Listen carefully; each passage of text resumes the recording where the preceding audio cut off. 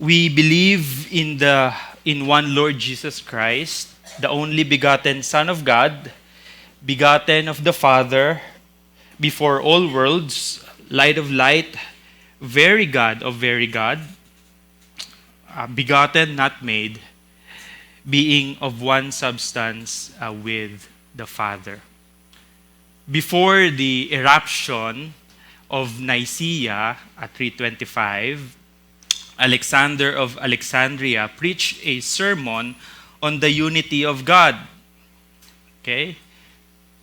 As we have learned this morning, yung language like Colossians 1:15 to 20, Philippians chapter 2 verses 5 to 11, it tells us na meron ng ongoing structure, may hymns na nga, ang liturgy or ang worship service during that time.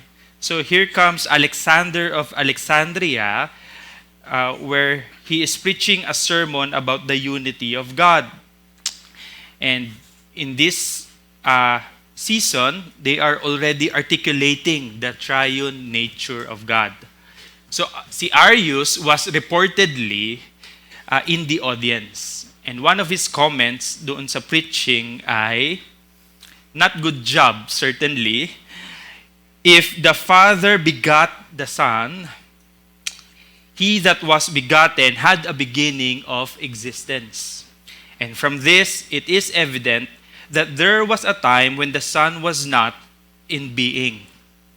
It therefore necessarily follows that he had his existence from nothing. Pinagpatuloy ni Arius ang kanyang explanation that the Son is neither eternal in himself nor co-eternal with the Father, but was generated before the creation of all things. Kaya nga doon sa punto ng debate in 325, in the first half of the second article, the Son's relation to the Father as begotten and not made. This is the time where the church actually developed the grammar about the eternal generation of the Son. So isipin mo, ang argument naman ni Arius is that si Jesus, ang Ama, the Father, is unoriginate. Okay? May mga areas na kung saan overlapping naman si Arius sa Orthodox faith. But dito, in the articulation of 325, we can see that the council did not begin na ang Ama ay unoriginate. They began, katulad ng sinabi ng Creed, sa pagsasabi na ang unang person ng Trinity is Father, and then Son, and then Spirit. So it tells us immediately that the language of the Holy Scripture, when it talks about God, it talks about God in the language of the Father, the Son, and the Spirit. As much as I am eager to define this term, eternal generation of the Son, I want to warn you about the idea of proof texting. And using yung inyong biblical text, you will now use yung term na I am being biblical. In terms of proof texting, as you will see as we progress, there is no verse that presents a mature understanding of the doctrine in all its nuance and complexity when we bring together the variegated biblical data and seek to make sense of it. A robust doctrine of eternal generation will emerge. And that leads us doon sa term na biblical. If by being biblical we mean proof texting, not biblical reasoning by good and necessary consequence, biblical reasoning should then be defined as what John Webster puts it, the redeemed intellect's reflective apprehension of God's gospel address through the embassy of Scripture, enabled and corrected by God's presence, and having fellowship with Him as its end. In other words, yung biblical reasoning utilizes to make sense of the verses that are scattered throughout the whole Scripture, rather than pinning a doctrine out of a single verse. And if by being biblical means proof texting, we cannot arrive to make sense of Jesus' relationship to the Father in the whole Scripture. Kasi kapag nagbasa ka ng gospel, makikita mo na parang, tama nga naman din si Arius. Yung anak ay may simula. While biblical reasoning is another topic in and of itself, I want to define eternal generation as the eternal act of the Father ad intra, ibig sabihin, within the life of God, without relation to anything created. Without creation, without incarnation, without redemption, yung eternal act ng Father inside, ad intra, okay? Within the life of God, to originate the person of the Son, to possess the same undivided substance. You see, yung ad intra gives us much about the identity of the Son. I want you to pay close attention. I am not using the word Jesus. I am using the word Son. Si Jesus, di ba, Son of God? Tama naman.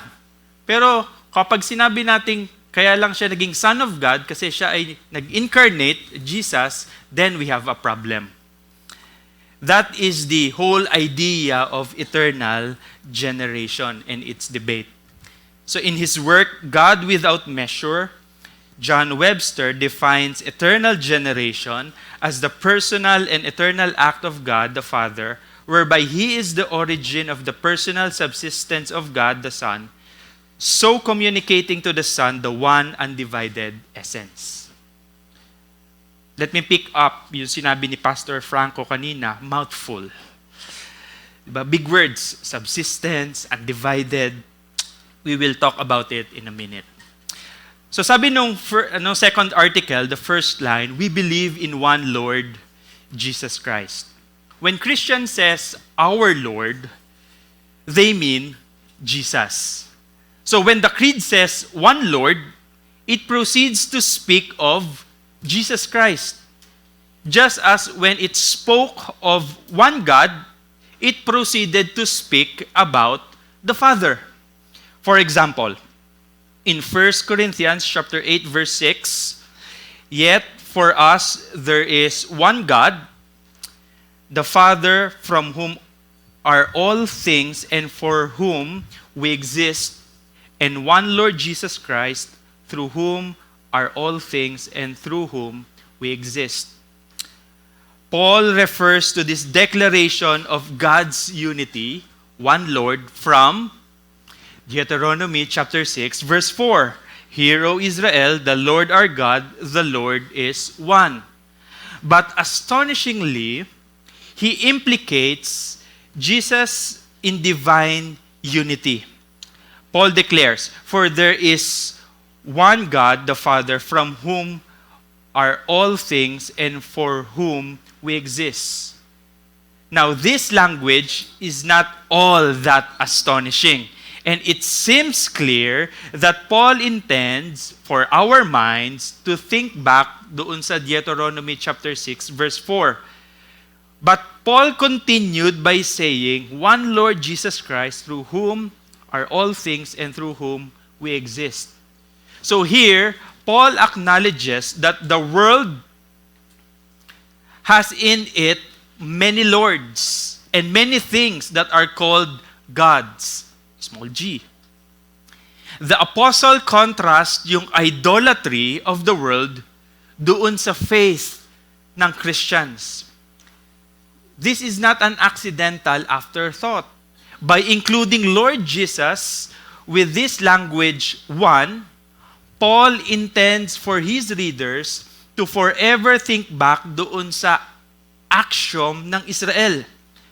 Monotheistic na confession. May iisang Diyos, but with Christ in view, included in that confession.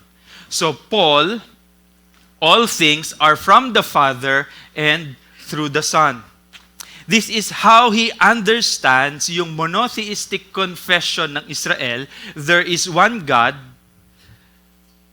Yung confession of Yahweh's oneness. And this is how he intends for us to understand it as well.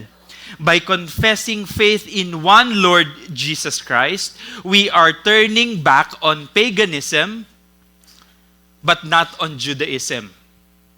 We're not pagans. We're not also Judaizers. No?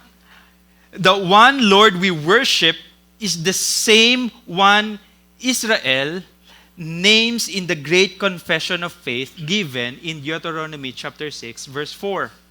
The extraordinary boldness with which si Pablo identifies this one Lord with the Lord Jesus makes yung Christian creed dependent on this ancient and fundamental Jewish confession of faith, which has always been and continues to be the biblical faith. Sabi pa nung creed, the only begotten Son of God. There's a Greek word there, monogenes. Probably you have heard it before. It consists of yung word na only, monos, plus an adjective that could refer broadly to origination, as like Genesis, where we get yung word Genesis, and generation, or more specifically to the birth of people and animals. Philip Carey said that in understanding the Nicene context of the word begotten, that its use in the creed accommodates the fact that God has many adopted sons and daughters who all have him as their own father because of what has been accomplished by his natural born son, Jesus Christ. So in one sense, we are daughters and sons of God by grace of adoption, as he, Jesus Christ, is the Son of God by nature. So taken literally, the word describes, monogenes, how a son originates from a father, or kung paano ang isang calf from a bull, or a colt from a stallion. It is how any new animal comes from its male parent. So ibig sabihin, fathers beget, mothers conceive, and children are born. Not just in the human species, but throughout the animal kingdom. Listen to the 7th century theologian, John of Damascus, as he comments on the word begetting. Sabi niya, begetting means producing of the substance of the begetter an offspring similar in substance to the begetter. Creation, on the other hand, is making, not begetting.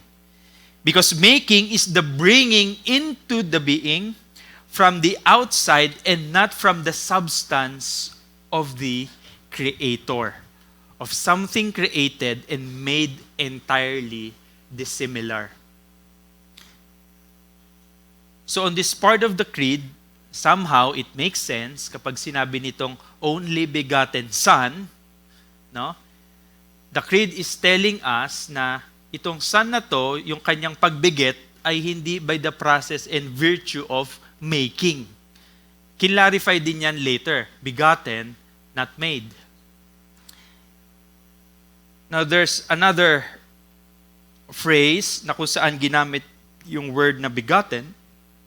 Begotten of the Father before all worlds. This phrase brings us doon sa gitna ng mystery of God. Di ba? Kasi it is the language that points paradoxically at what is beyond all language. Language is by definition analogical in every way. Okay? As it speaks of the origination of the eternal Son of God from His Father. Unlike God the Father, yung Son ay may origin. Akala ko ba there was a time that He was not? He is of the Father, whereof has the sense of from. Yung one thing coming from another. Now, medyo may konting crucial technicalities lang dito. If meron ditong may alam in a biblical Greek, no, in a 5-case system, no, yung of minsan used in one case, namely genitive. Yung genitive sa 5-case system, pwedeng genitive talaga or pwedeng ablative. While on the 8-case system, bukod-bukod yan. Genitive, saka ablative, magkabukod. Okay? But in the 5-case system, yung of or yung from, minsan ginagamit interchangeably. Yung context talaga will determine. But dito, itong form, in genitive, yung ginagamit natin, yung binasa natin na creed kanina, is begotten of the Father. It is genitive. No? In 8-case system, pwede nating sabihin kasi may ibang translation, begotten from the Father. Yeah, ablative naman yon.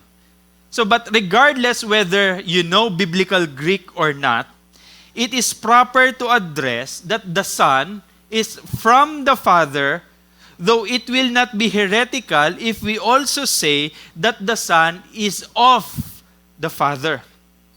So, going back, the Father is unbegotten. Okay? Ibig sabihin, wala siyang simula. Kasi kung ang Father ay begotten, katulad ng anak, apat na yung, hindi na siya Trinity. Quadro na siya. No? Quartet. No? May ibang term talaga doon for Trinity, but I want you to get a handle noon picture. So the Father is unbegotten, unoriginated, not deprived from any source or origin. That's why the first article of the Creed, sinabi doon, si Father is Almighty, Creator of heaven and earth.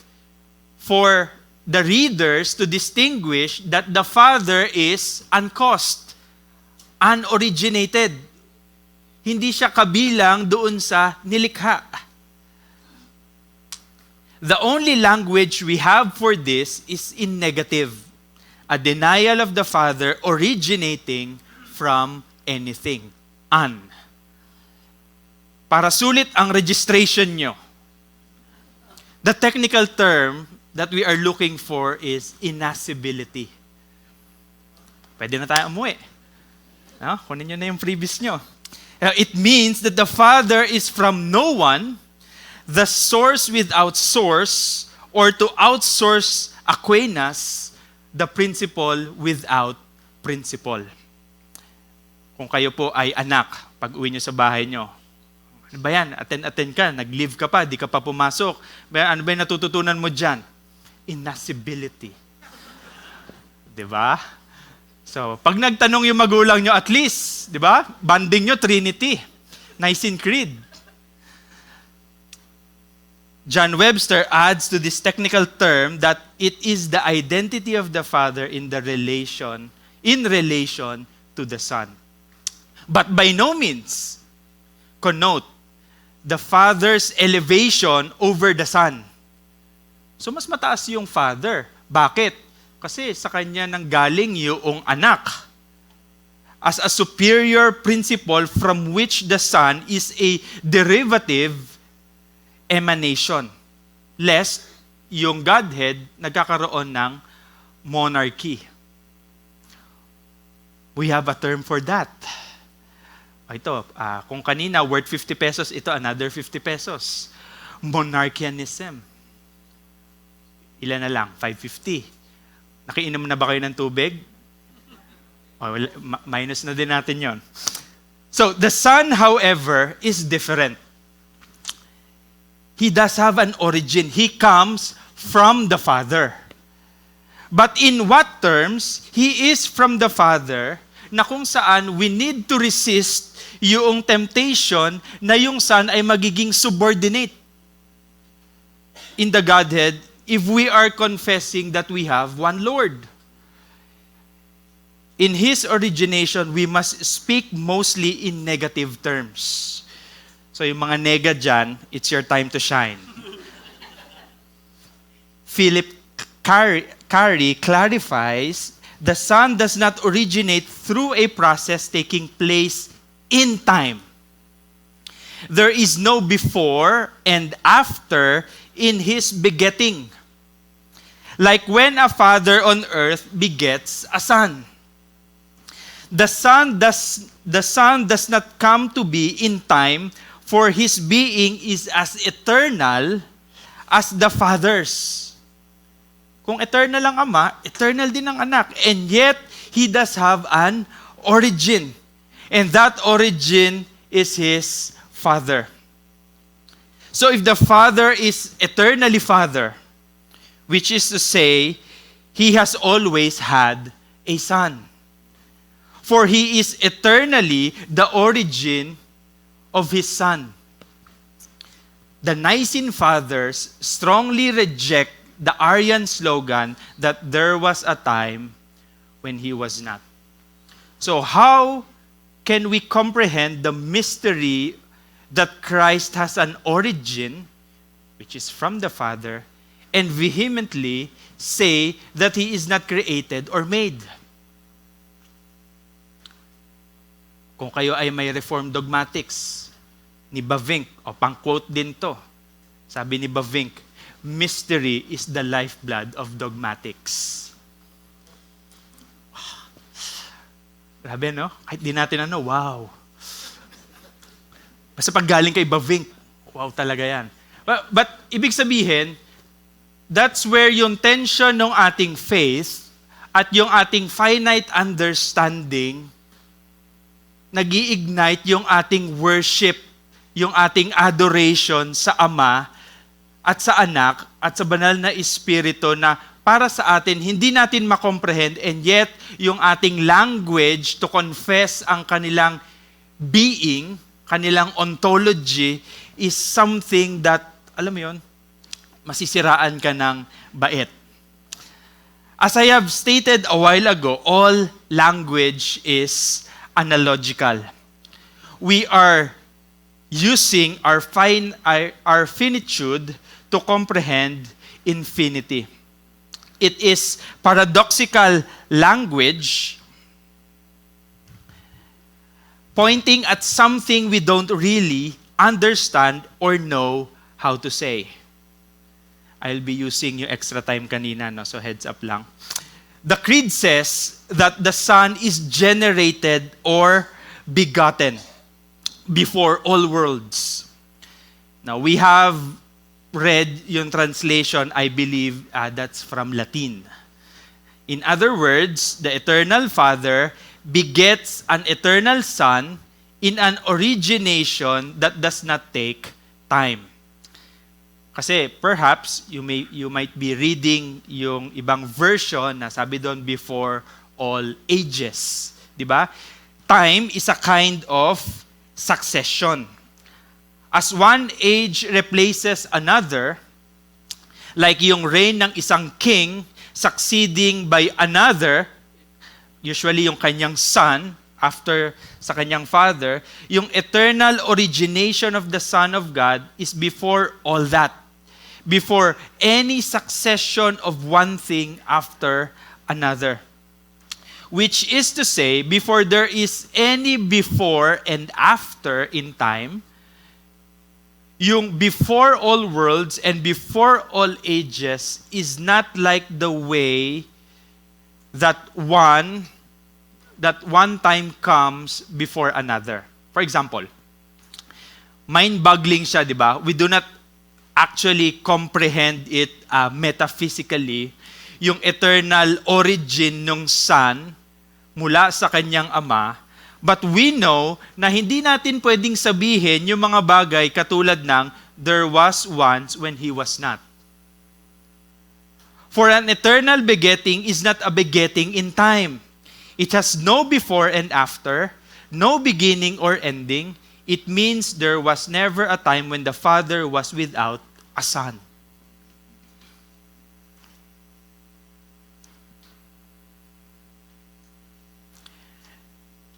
I like how Fred Sanders, parang ginigiit niya yung sinasabi ni Gregory of Nazianzus, na this Gregory, he is willing to die for this doctrine, eternal generation, because he believes it na it is divinely revealed. But he will kill you if you try to explain it. No? How come na ang Son ay mabiget kung wala naman siyang origin at wala, di ba? Here we see preposition matters. The Son is not generated after the Father, which would make Him less than the Father. Tama? But the Son is generated from the Father and from all eternity. Gregory of Nyssa is helpful in arguing that there is no time interval between yung non-existence ng Son, kasi forever nga, and the Son's generation. May pinagmulan siya, pero hindi naman siya non-existent. Eternal nga di ba? So paano yon? Ito ang sabi ni Nyssa doon sa kanyang treaty against Eunomius. The generation of the Son is not within time, any more than the creation was before time. It is utterly wrong to introduce division into an order of existence that admits no separation, and to interpolate an interval of time into the creative cause of the universe by asserting that there was a time when the author of existence did not exist. What Gregory of Nyssa is insinuating here is that walang amount ng temporal distinction, temporal, pansamantala, if you may, that exists between yung origin ng God at yung origin ng Son, the Father and Son. Pangalawa, yung eternality of the Son necessitates eternality din ng Father. Kung forever siyang Son, forever ding Father ang Father. Yung titles na Son and Father, which is John Malaki ang Nicene Creed, correspond doon sa eternal and immutable appellations. So can you imagine how weighty yung term na Father and Son? Minsan dinadaan-daanan lang natin yan sa Bible. Di ba? But if we understand the logic of Nicaea, when was the Son brought forth? As long as God the Father existed. That's what they are saying. Just in case I need to overemphasize the obvious, ano bang ginagawa nung Father doon sa second article? Ba't di siya manatili doon sa sarili niyang article? No?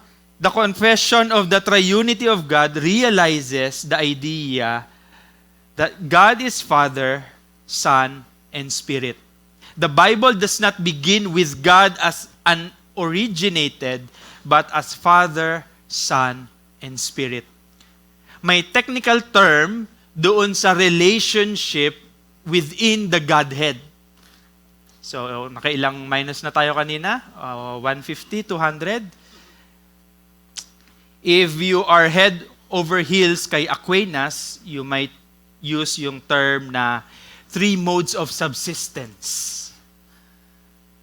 Or kung gusto mo maiba naman, medyo Anselm, personal properties. Anong personal property ng Father? Paternity. Anong personal property ng Son? Filiation. Anong personal property ng Spirit? Spiration. Okay? Or, yung pinakamadali sa lahat, eternal relations of origin. These phrases express the reality that is not speculative but elaborative exposition of what the Bible means when it calls God, Father, Son, and Spirit. Mukha lang siyang technical, pero pag narinig nyo to, sasabihin nyo, yun pala yun. Ibig sabihin, natututo tayo ng grammar doon sa isang bagay na na-experience na natin sa ating Christian life at ngayon ay nabibigyan natin ng tamang kapamaraanan kung paano natin bibigkasin sa pagsamba. Okay? Number 1, the Father is unbegotten. The Bible calls the Father, Father because He begets the Son. Paternity, yung kanyang personal property. Though He Himself is begotten by no one. Number 2, the Son is begotten or generated. The Bible calls the Son, Son because He is begotten by the Father. The Spirit is spirated.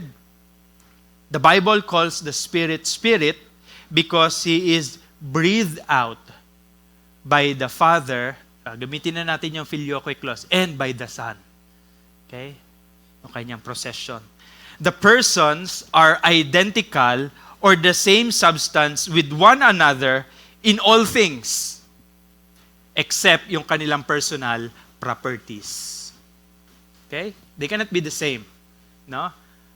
Minsan, ito ang ibig sabihin nun kapag ganito ang prayer nyo. Father, maraming salamat at namatay ka sa krus para sa aming mga kasalanan, di ba? You confuse yung personal properties, alam mo naman na iisa naman ng Diyos, iisang substance, pero kino-confuse mo yung properties kasi bawat properties ay may role in the missions and processions. Somehow, I resist yung terms na immanent and economic trinity.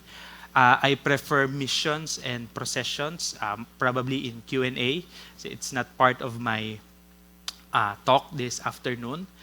So, God from God, light from God, light from light, very God from very God. As you have noticed, walang God from God doon sa binasa natin kanina. Okay? Nung nalaman ko kung anong version yung gagamitin namin, ay nilagyan ko na ng bracket yung part na yun ng creed. I prepared something before doon, but as I look back doon sa history, yung addition ng phrase na ito, God from God, kasi may very God naman from very God, bakit kailangan may God from God pa? No? Probably a trivial difference between the Latin and Greek versions ng creed. Yung phrase is not original in Greek versions ng Nicene Creed, stemming from the Council of Constantinople in the year 381. But it is found earlier doon sa shorter form, yung kung familiar kayo sa Dragon Ball, di ba? Laging may stages si Frieza, si Cell. Yung earlier form ng Council of Nicaea ay they have yung God from God.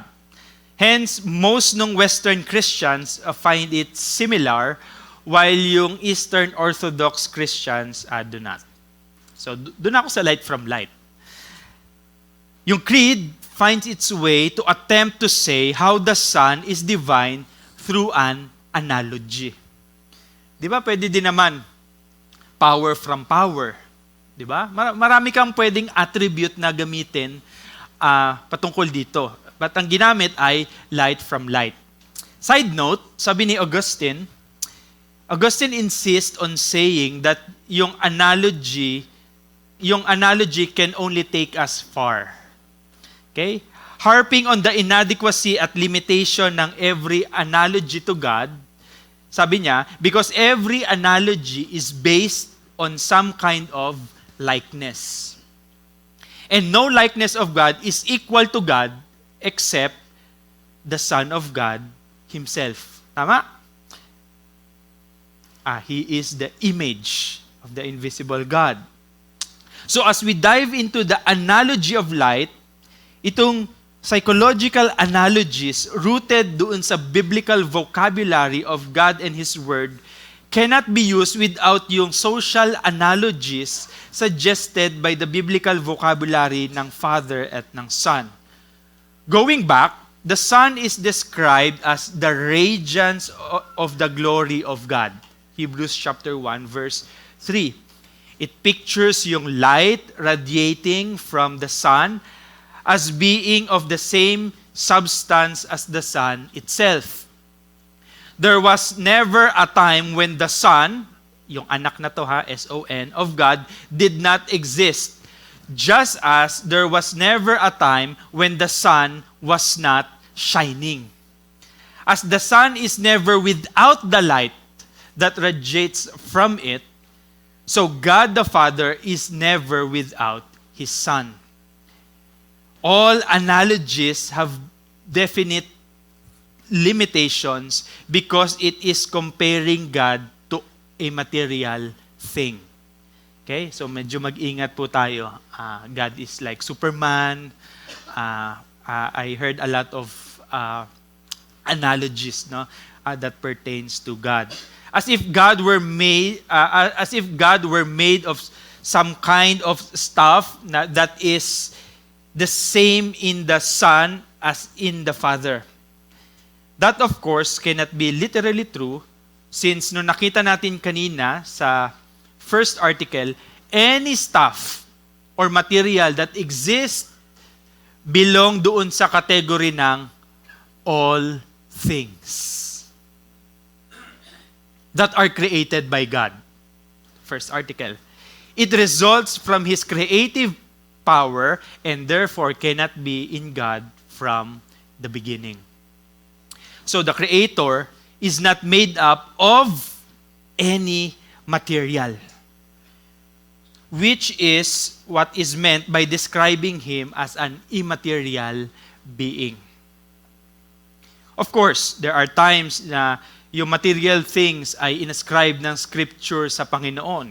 Water and rock, fire and shade, height and depth. But none of these comparisons can be taken literally.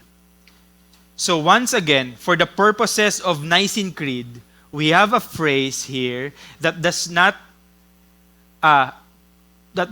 do enough to rule out yung misunderstanding and misinterpretations by the heretics. Kasi as far as this creed, as this portion of the creed is concerned, si Arius can say, tama naman, God pa rin naman si Jesus.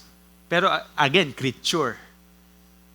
Diba? I heard this from Fred Sanders. Sabi niya na, even though equal of value ang Apostles' Creed at ang Nicene Creed, no, yung Apostles' Creed can be confessed by the Arians.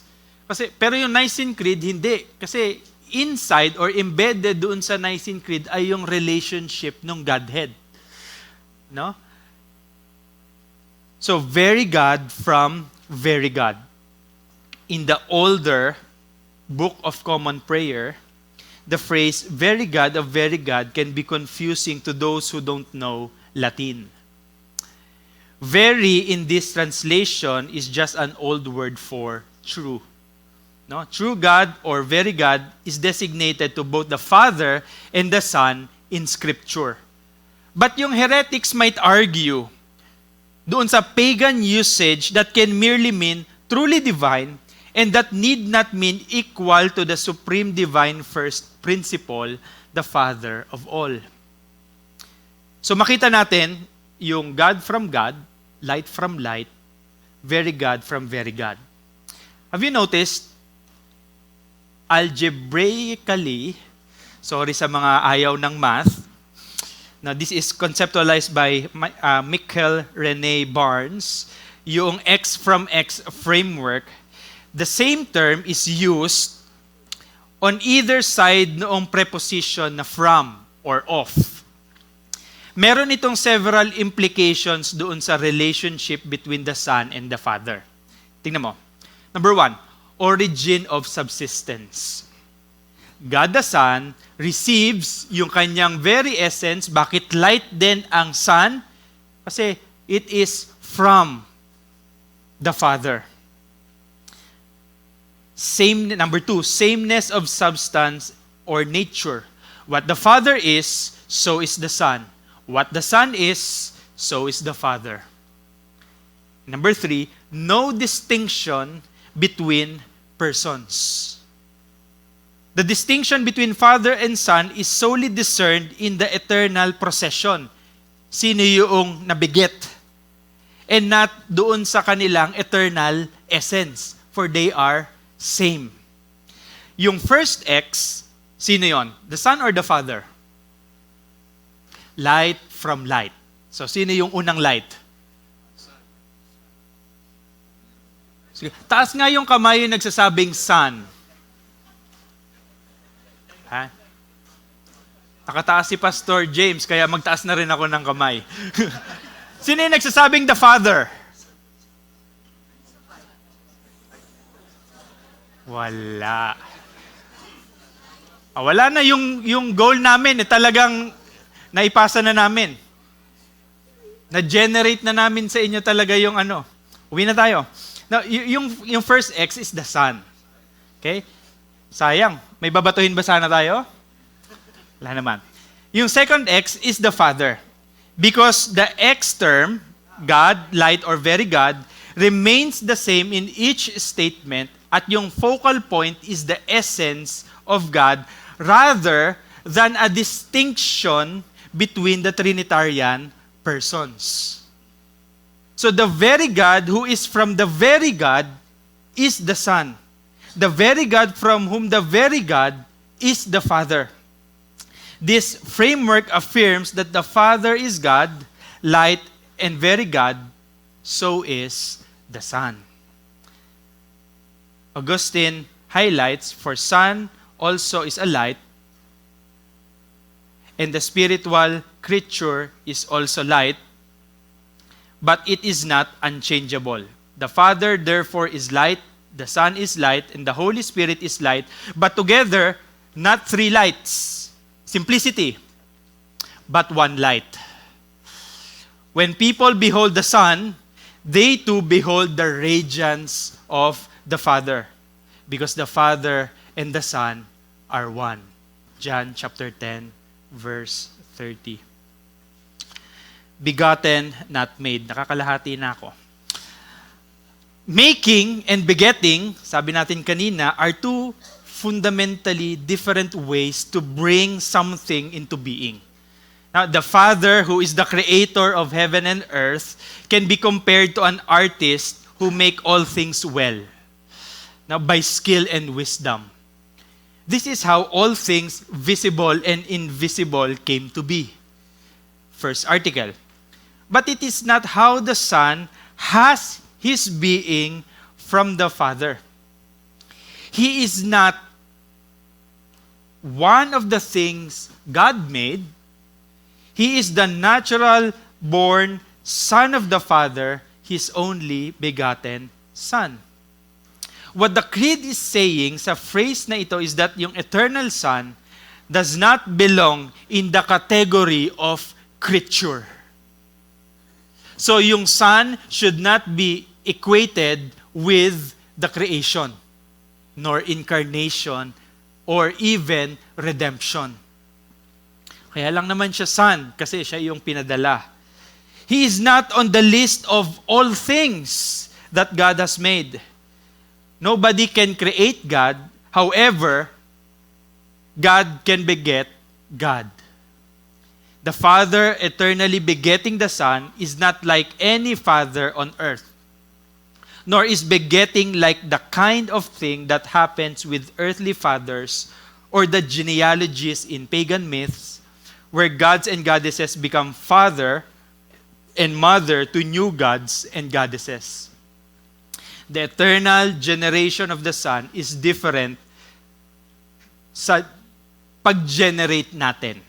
Diba? Yung mga tatay dito na mga may anak, at yung experience natin na tayo ay anak, I want to give two reasons kung bakit ito different. Number one, yung ating generation has a timestamp.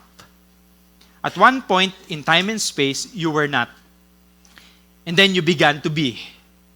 This is not the case for the Son's generation. Alam nyo na yan. As His generation is an eternal generation in which the Father ever communicates yung kanyang one divine substance to the Son. John of Damascus.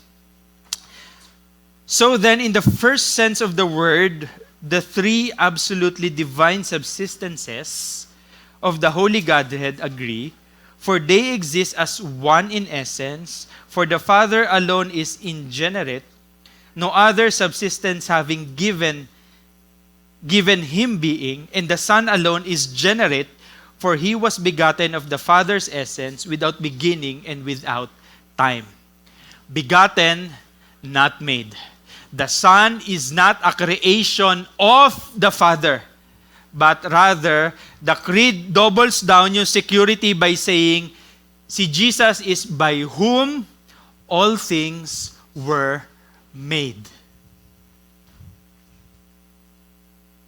But that part is, I think, below doon sa eternality ng Son. No, nandoon na siya sa sphere ng pagpasok in our economy. Pangalawa na reason, in our generation, we receive similar traits from our parents given that you share similar DNA. Diba? Whereas you merely receive some traits mula sa inyong biological parents, what is communicated sa eternal generation of Jesus ay yung divine essence itself. So it is not the case that the Son merely receives some of the divine substance at share some doon sa divine perfection, but rather, the Father communicates the divine essence in its fullness to His Son in eternal generation. In the Orthodox faith, John of Damascus is again helpful.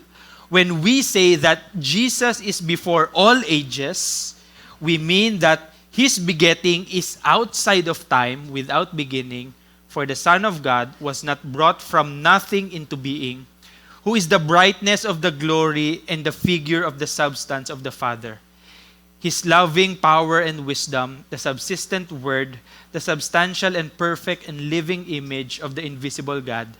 Actually, He was always with the Father, being begotten of Him eternally without beginning, for the Father never was when the Son was not, but the Father and the Son, begotten of Him, exist together simultaneously because the Father could not be so called without a Son.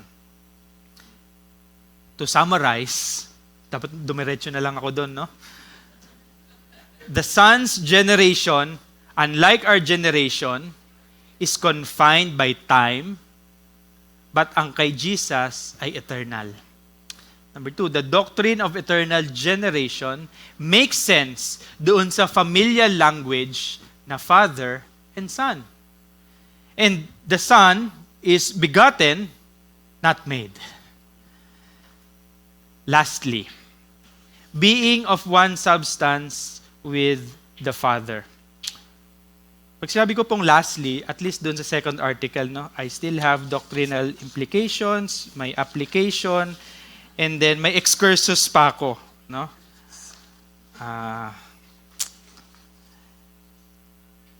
So one substance, ousia. Okay? The being or essence of God belongs equally to the Father, Son, and Holy Spirit. But it originates with the Father, who bestows it entirely on the Son when He gives the Son His very being, and likewise doon sa Spirit, whose very being originates from being of the Father, who is the source of all divine being. Siya ang source. May hierarchy? Wala, kasi in eternity.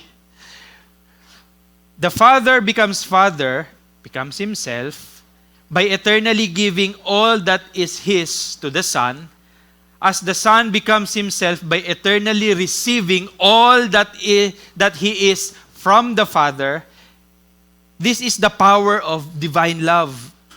the one love of God in which yung Holy Spirit bounds yung Father at yung Son to fully participate, receiving all that He is and He has from the Father, who is the source of all that is divine. If you notice, we are counting ilang beses ginamit yung word na begotten. 3 times sa Nicene Creed ginamit. Begotten of the Father, ito yung language spoken to the nature ng Son. Begotten, not made, no? Is about yung relations of origin. The creedal line defines only begotten as of the essence of the Father, kasi yung Son's eternal relation of origin is as the only begotten Son. Athanasius, no? So, kapag kayo ay tinanong, what is the difference between the Father in terms of nature? What is the difference between the Father and the Son in terms of nature? Answer: the Son cannot be distinguished from the Father in terms of nature because the Son is homoousios. Yon, medyo mamahalin na word, no? So medyo 100 pesos yon, no? Because the Son is homoousion with the Father. Sabi ni Athanasius, itong pastor na to turo ng turo. Sana nag-PowerPoint ka, no? Para nakakapag-take notes, picture kami. Hindi po kasi kasama yon doon sa binayaran nyo. Just kidding. Para gising lang kayo. So, Athanasius agreed doon sa usage ng council ng homoousios. Bakit? Kasi the Son's generation from the Father is different from the human generation. Number 2, the Son is entirely like homoios, the Father. The Son's essence, number 3, is inseparable from the Father's essence. And the Father and the Son are one. The Creed ensures that we distinguish between essence and persons. Essence, ousia, substance, no? Persons, subsistence, but they're not to separate them. So to use yung common shortened Trinitarian language, na ang tawag ko ay Trinitarian budget meal, one God in 3 persons, if asked further, how can there be one God but 3 persons? We need to remember the distinction embedded within the context. The answer is eternal generation, the Son. Going back from X formula, kung mapapansin niyo, yung dalawang X refers to the substance. Diba? Same substance, light and light. Very good, very good. At yung from is about the begottenness, the generation of the Son. Doctrinal implications. I would like to put some implications on how yung doctrine ng eternal generation impact the life of God. Yung kanina, kung naglista kayo dun, singularity, simplicity, aseity, or self-existence, isipin nyo how it will be destroyed if the Son is created. If the Son is indeed, there was a time when He was not. Number 1, on divine aseity. If the Son is not eternally generated, begotten, then God is not ase, from self, where we get yung aseity. And instead, God becomes self-sustainable only after the Son is finally brought forth from the Father. There was a time na hindi pa siya self-existent. Number 2, on divine immutability. God does not change. Okay? If the Son is not eternally generated, then God is not immutable. And God becomes Father and Son at the moment when the Son is brought forth. There was a time na He changed. nagbago na siya. It's not a hugot. Okay? Number 3, on divine simplicity. If the Son is not eternally generated, then God is not simple. Since when the Son is brought forth, God's composition is adjusted by being joined to a non-eternal being. Ito pa, on creation. Because creation is subject to decay. Tama? Meron ba sa inyong tumatanda at yung pagtanda nyo papuntang eternity? Wala naman, di ba? So, everything is subject to decay. Okay? The Son cannot be created.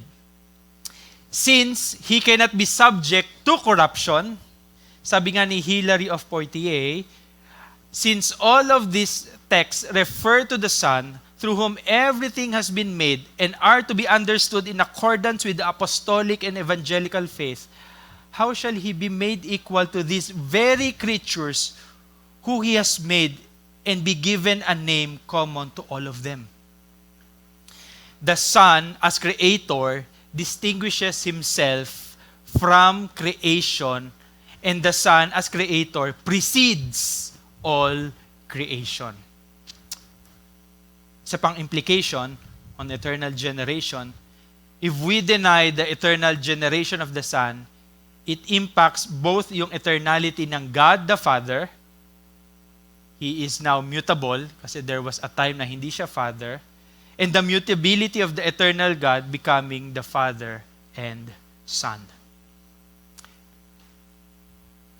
Let me put 3 applications. Required daw 3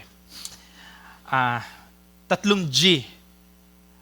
Plano ko sana, peace. No? Wala akong maisip para 4 P's sana no? Para madali nyo tandaan. Wala na akong maisip pa na isang P. So, bumalik na lang ako sa G. 3 G. Tandaan si Rufa May, no? Go, go, go. Para at least,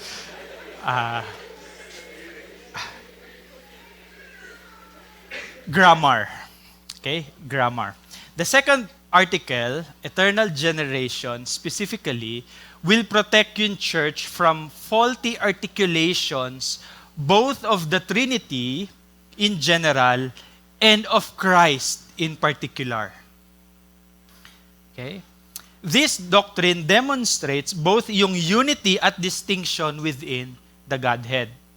We can confidently say na ang Father at ang Son are one, knowing that the Father communicates ang kanyang divine essence to the Son in eternal generation.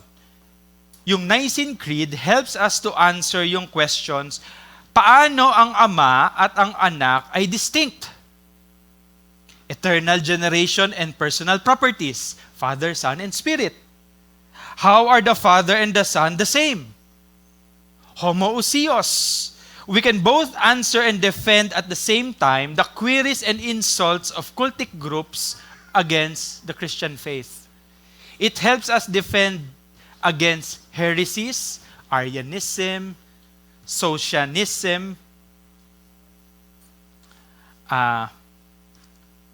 or novel misteachings about eternal functional subordination of the Son, social Trinitarianism. Healthy guardrails in the life of the church are vital to maintaining confessional and orthodox fidelity. If asked, what is the difference between the Father and the Son? And the answer is, I think the Son obeys the Father. The second article helps us answer in an orthodox manner. Diba? Kasi bakit? Kasi inilagay mo yung sa ilalim papunta doon sa eternality. Diba? You are speaking doon kay si Jesus basically ay naging God lang nung siya ay nag-incarnate. No, nung siya ay nag-obey. Pastor, kahit na He forever or eternally obeys the Father, may problema ka naman. May subordination na nagaganap. So let us avoid what Gregory of Nyssa, and cheers to Center for Baptist Renewal for having read John Gill, favorite nyo yung 9 marks of healthy church? You can recite. Ito magandang recitation. 9 marks of unhealthy generation. Number 1, division of nature. Number 2, multiplication of essence. Ito para sa 2081 na conference. I-explain. Nandun yung completion. Installment din. Priority and posteriority. Number 4, motion. I know it has to be explained, but we don't have time. Number 5, mutation. 6, alteration. 7, corruption. 8, diminution.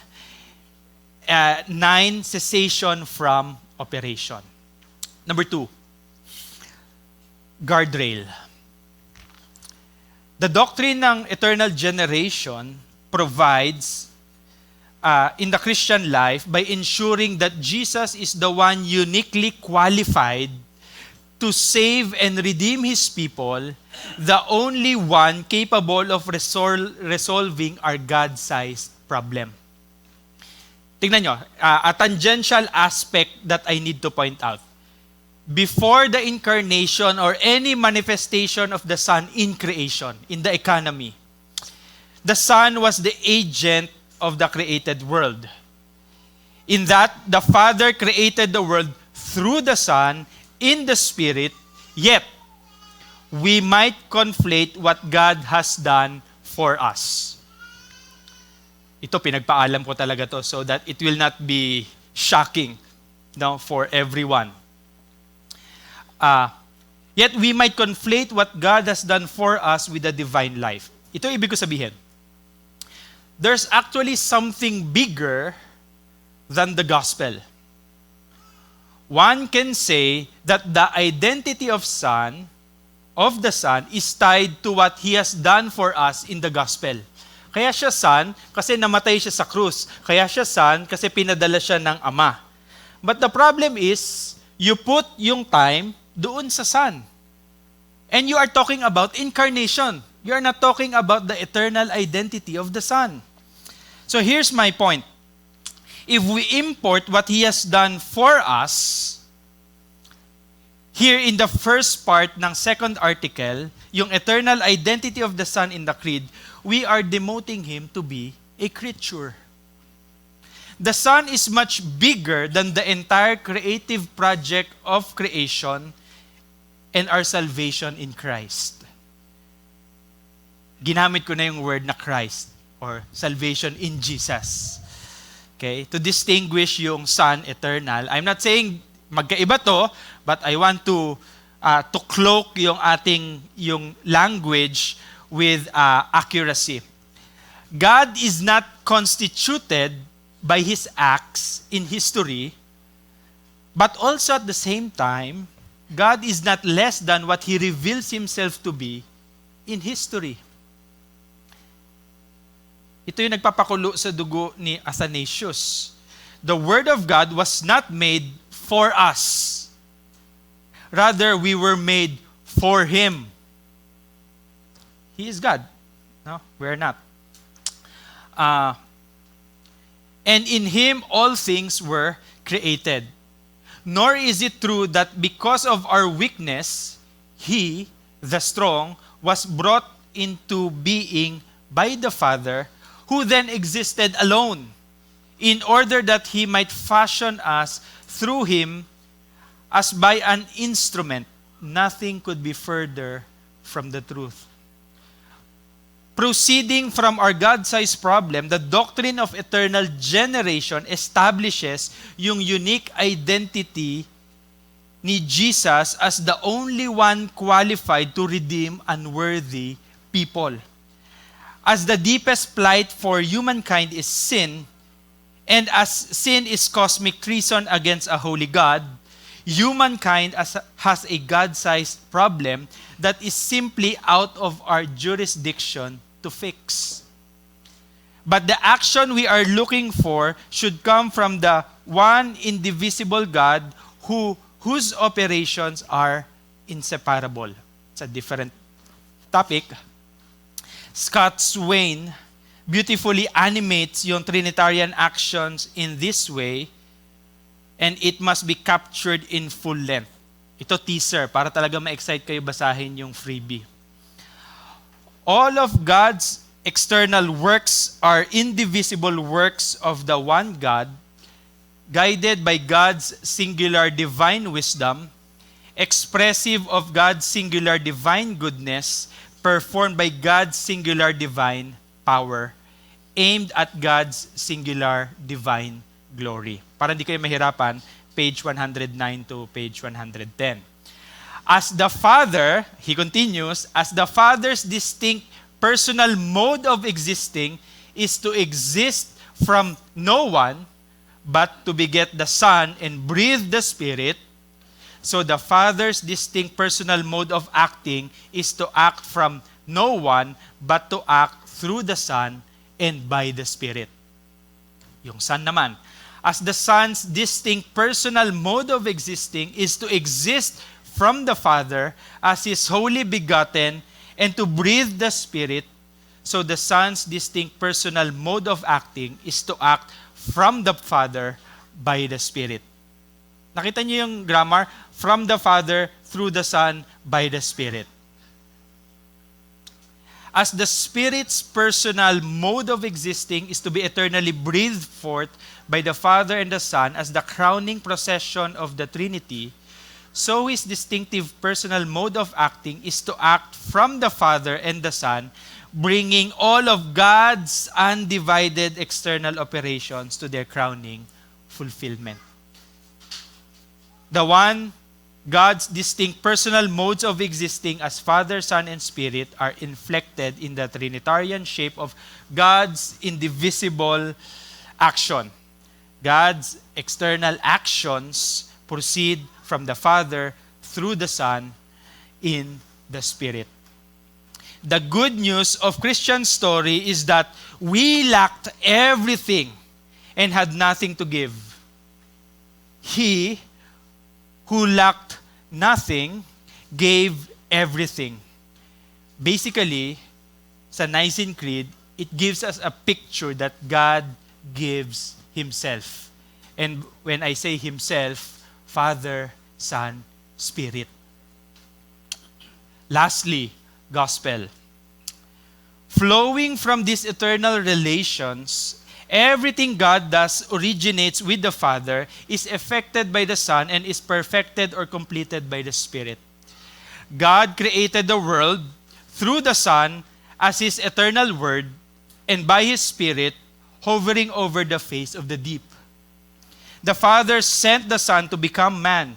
The Son became incarnate, and the Spirit united the divine and human natures by overshadowing Mary's womb. The Father planned salvation in love. The Son purchased salvation in grace, and the Spirit applies salvation as the bond of communion between God and redeemed humanity. As God saves us from the Father, through the Son by the Spirit, so we return to God by the Spirit through the Son to the Father. Eternal generation comes into picture because it means that the Father reveals Himself, works and saves sinners through His Son. And that we cannot come to know Him apart from the Son. Including the Spirit's work, we need a whole Trinity to save us wholly, and we need to come to God respecting the eternal order of the divine persons. Kung gusto niyo ito isama sa bayad, excursus. Sarap pakinggan, no? The second article of the Creed is protected by the Church in protecting the oneness of God, which is so indispensable sa Christianity. For Christian religion is a monotheistic religion that emphatically declares that the Lord our God, the Lord is one. Deuteronomy 6:4. Also, the Christian religion emphasizes the co-equality of the three divine persons, the Father, the Son, and the Holy Spirit. The doctrinal tension became apparent in the 3rd century as groups of Christian thinkers battled against one another concerning whether or not Jesus was of the same substance as the Father, or if Jesus was of a similar substance to the Father, homoiousios. So before we pray, let me share to you what I learned from Augustine about the bare bones of the logic in 7 statements about the Trinity. Akala ko yun yung pinost kanina ni Pastor Franco. Kulang siya ng isa. No? This is from Augustine. Paano mo kung hindi mo ma-take note lahat, di mo ma-comprehend, how can you ensure yourself with a grammar na kung saan somehow understanding yung logic ng Nicaea, it will protect you from heresy or mga wrong teachings. Una sa lahat, you begin by affirming who God is. The Father is God, the Son is God, the Spirit is God. Then you add yung trio of negations to distinguish each from the other. Nawa, tandaan nyo rin yung theology behind sa statement. Okay? Paikot lang. The Father is not the Son. The Son is not the Holy Spirit. The Holy Spirit is not the Father. So ano yung kulang na isa? And pack it up with monotheism. There is only one God. The Father is God. Dali lang pala, no? Sana dito na lang, nag-antok-antok pa kayo. I hope 7 statements together with the Nicene Creed will help you not only confess, but articulate what thousands of years ng church tradition has been confessing, namely the Nicene faith. Let me pray. Let me close our session by praying. I'll be praying John Wesley's prayer. O you high and holy one that inhabits eternity, you are to be feared and loved by all your servants. All your works praise you, O God. And we especially give thanks unto you for your marvelous love in Christ Jesus, by whom you have reconciled the world to yourself. You have given us exceeding great and precious promises. You have sealed them with his blood. You have confirmed them by his resurrection and ascension and coming of the Holy Spirit. We thank you that you have given us so many happy opportunities of knowing the truth, truth as it is in Jesus, even the mystery which was hid from ages and generations, but is now revealed to them that believe. Amen.